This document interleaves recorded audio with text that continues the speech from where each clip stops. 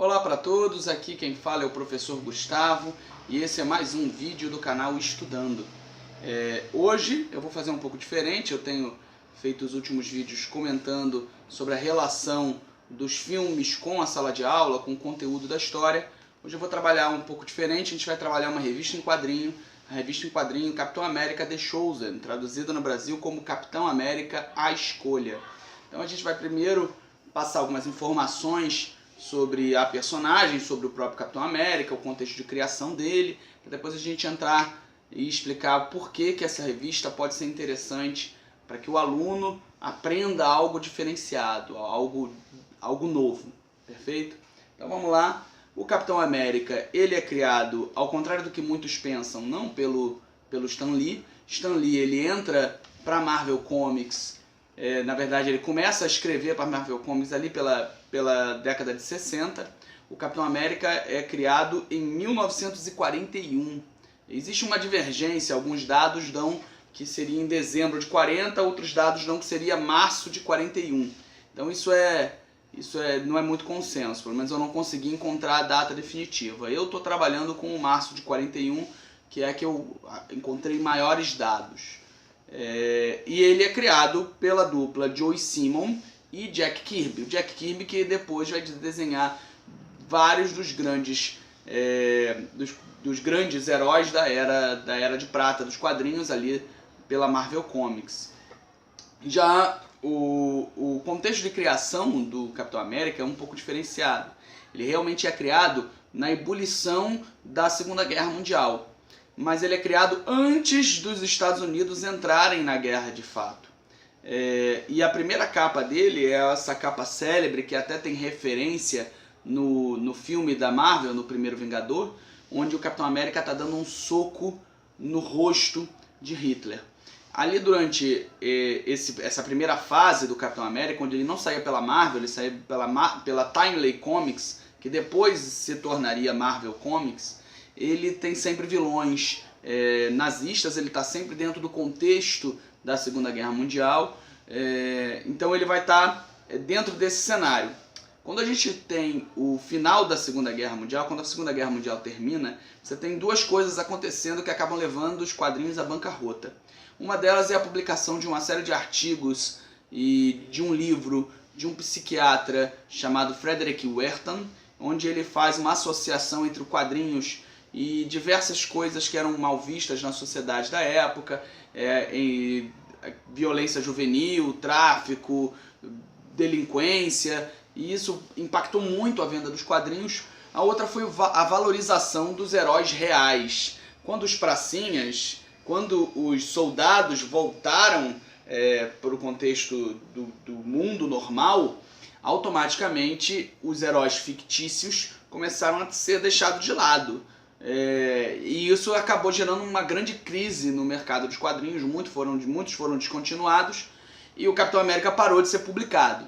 Até que deixa eu dar uma coladinha aqui nas datas, até que em 1963 ele é trazido de volta para os Vingadores. Na quarta revista em quadrinho dos Vingadores, ele volta, se cria esse argumento de que ele teria sido congelado na Segunda Guerra Mundial, e aí ele é literalmente descongelado e passa a fazer parte do cotidiano ali dos Vingadores.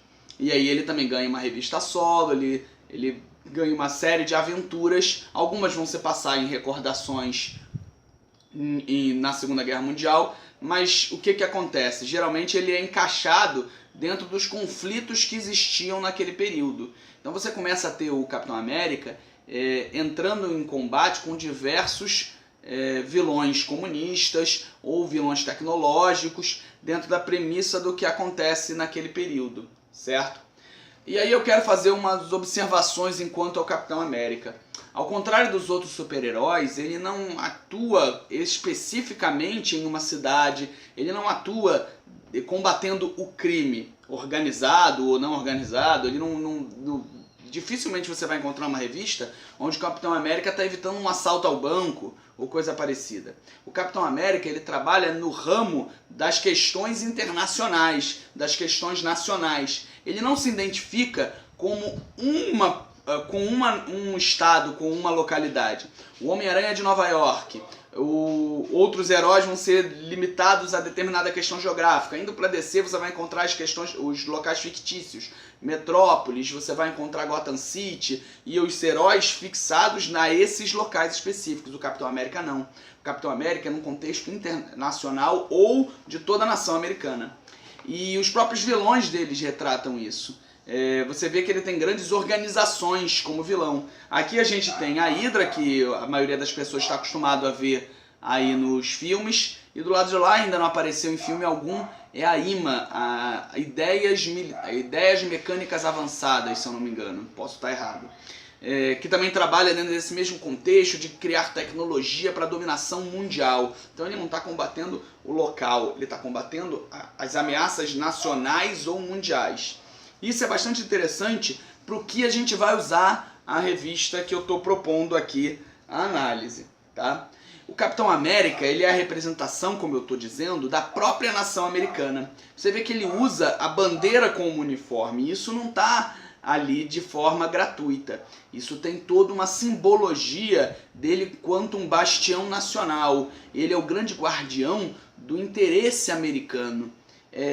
Em determinado momento, é lógico, isso se confunde com as questões governamentais. Ele é a favor do governo ou do povo americano. Então depende do autor que vai estar trabalhando aquilo ali. Nas revistas seriais, principalmente na década de 70, você vai ter uma série de transformações.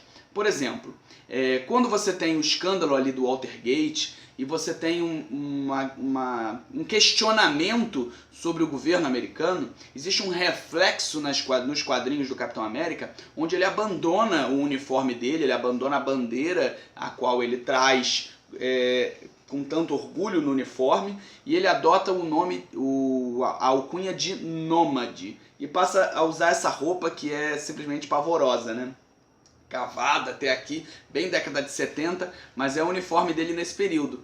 O Nômade acaba tendo uma continuidade ali nos anos 90, mas como outro personagem, não é mais o Steve Rogers, não é mais o Capitão América, e também não é o tema da aula de hoje, porque o tema do vídeo de hoje é Capitão América, a Escolha. Capitão América, a Escolha ela não faz parte da revista serial, ela é feita pela Marvel no intuito de criar uma série de revistas. Ela, na verdade, cria uma série de revistas onde ela tenta matar os seus personagens, e aí a Marvel aqui, para Capitão América a Escolha, convidou esse sujeito que eu tenho aqui do lado. Tá? O nome dele é David Morrell. Ele nunca tinha escrito um quadrinho, mas o que habilitava ele para essa função era o fato dele ter em suas obras, ele é um escritor de literatura, diversos livros que falam sobre o cotidiano militar. Um desses filmes é First Blood. Um desses livros é First Blood, que é Primeiro Sangue, a tradução seria aqui, mas é o livro que dá origem ao filme original do Rambo, ali nos anos 80, que dispensa apresentações, todos vocês conhecem. Então ele tem uma profunda compreensão sobre o tema militarista, por isso que ele é convidado. E ele faz uma revista muito interessante. O traço fica na mão de Mike Brent, eu não sei se eu vou saber falar o nome direito, Mitch Brentweiser. O traço para mim é impecável, combina perfeitamente com uma revista em quadrinho, porque é um traço sujo que se adapta perfeitamente com essas condições. Capitão América a Escolha se encaixa num mundo pós 11 de setembro, pós queda das duas torres. E você tem uma série de transformações nos quadrinhos após esse momento. Você tem diversas revistas em quadrinhos que são publicadas dentro dessa premissa. Uma dessas premissas é a valorização do humano comum, da pessoa comum, como uma heroína. Esse tema parece que está se repetindo, não parece? Que a gente viu isso no final da Segunda Guerra Mundial e revê aqui. Só que os quadrinhos, eu acho, conseguiram lidar melhor com esse tema. E essa revista é uma das que consegue fazer isso. Mas além disso, ela traz o Capitão América sendo completamente adaptado ao mundo de hoje. Como é que o David Morrell faz isso? Ele usa esse personagem aqui, que é o Cabo Newman. Então, a história, na verdade, ela tem como personagem principal não o Capitão América, mas esse cabo, que é um estadunidense, é um soldado americano, que está na frente de batalha do Afeganistão. E aí ele começa a ver o Capitão América ali nas cenas de batalha dele. E ele acaba descobrindo que, na verdade, é uma projeção mental. Qual é a premissa da revista? O Capitão América morrendo, ele começa a ter uma série de efeitos colaterais ao soro do super soldado que cria ele, e ele começa a morrer, como se a idade dele estivesse toda voltando para o corpo dele. Para não parar de lutar, ele inicia um projeto onde ele faz uma projeção mental e consegue, na verdade, passar para outras pessoas, e aí a gente vai acompanhar as aventuras desse cabo, os ideais de heroísmo, de salvação e de liberdade, os ideais que ele defendeu toda a vida. E aí ela entra em uma série de questões que podem ser muito claras, muito interessantes, tanto para o aluno quanto para o professor que tiver com oportunidade de alguma forma passar isso em sala. Ela consegue mostrar a adaptação do Capitão América para o imaginário dos anos atuais, do mundo pós-guerra, pós-11 de setembro, adaptando para o mundo da guerra ao terror o super-herói. E aí o artista e o escritor fazem uma série de inserções, e aí a gente pode questionar e trabalhar a questão de estereotipia, de como eles enxergam esse vilão muçulmano, que é deturpado, que não é uma expressão muito clara. E ao mesmo tempo você tem a construção do capitão como um grande salvador, como um perfeito herói que sacrifica-se até o último segundo pela nação, pelo aquilo que ele acredita. O final eu não vou passar aqui, mas é bastante surpreendente, é muito interessante a forma com que ela é passada, e eu recomendo. Ele saiu aqui também por essa edição preta da Salvat, então você encontra aí com facilidade e a preços até interessantes. Eu acho que eu comprei a R$35, não sei se está mais que isso hoje em dia, mas com certeza não passa de 50. Você encontra também em lojas na internet. Então é uma revista que eu realmente recomendo para que a gente possa fazer essa ponte entre o mundo moderno, o mundo contemporâneo e as guerras anteriores, a Segunda Guerra Mundial, o modo com que a guerra se modificou com o passar do tempo. Então, esse foi mais um vídeo aqui do nosso canal. Se você gostou, curte, compartilha, comenta, deixa aqui nos comentários suas opiniões, se você quer algum vídeo em especial, se você me conhece, vamos começar a fazer essa troca. E se você curtiu realmente o canal e a nossa proposta, todo sábado eu estou tentando botar vídeo aí pra gente ter essa comunicação. Curte, compartilha, coloca no Facebook, bota nas suas mídias sociais para poder ajudar esse projeto a continuar, tá bom? Muito obrigado a todos, valeu, tchau, tchau.